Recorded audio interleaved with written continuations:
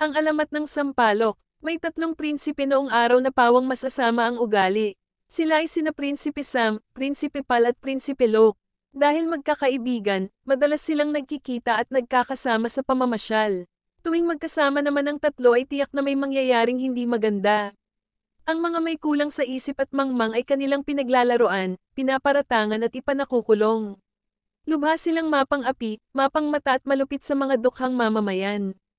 Kahit matatanda ay hindi nila iginagalang. Mabait lamang sila sa mayayaman at kauri nilang mga dugong bughaw. Minsan sa pamamasyal ng tatlong prinsipe ay napadaan sila sa isang sapa. Saglit silang huminto at pinanood ang mga naliligong dalaga.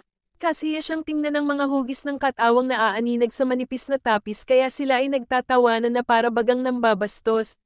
Kamahalan, huwag po sana ninyo kaming panoorin at pagtawanan. Galit na bumaba ng kabayo si Prinsipe Sam at walang salitang sinampal ang dalagang nakikusap. Uulitin pa sana ng prinsipe ang pagsampal subalit isang matandang babae ang namagitan. Palibhas ay walang iginagalang ang mga prinsipe, basta't mahirap, kaya pinagtulungan nilang saktan ang matanda. Nagsiksika naman sa isang tabi ang mga nahintakutang dalaga. Hindi alam ang gagawing pagtulong sa matandang hindi nila nakikilala. Datapwat lahat ay napamulagat ang matanda ay nagbago ng anyo.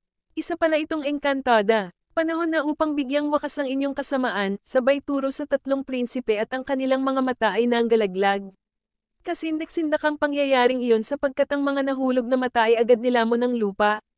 Sa halip na magsisi at humingi ng tawad ay nagpupuyos pa sa galit na nabanta ang magkakaibigan. Matapos kapain ang kani-kanyang kabayo ay haghiwa-hiwalay na sila ng alis. Palibhas ay mga bulag kaya hindi na alam ang daang pauwi. Tumakbo ng tumakbo ang kanilang mga kabayo hanggang silang lahat ay manggahulog sa bangin. Kinabukasan, nagtaka ang lahat sa biglang pagtubo ng isang puno kung saan lumubog ang mga mata ng tatlong prinsipe. Lumipas ang mga araw, ang puno ay namunga. Nang kanilang tikma, ito'y ubod ng asim. Palibhas ay may nakaukit na parang matang nakapikit sa buto ng bungang maasim, kaya naalala nila ang mga mata ni na Prinsipe Sam, Prinsipe Pal at Prinsipe Lok na sa lugar na iyon ay lumubog. Dahil dito, minarapat nilang tawaging sampalok ang puno at bunga nito.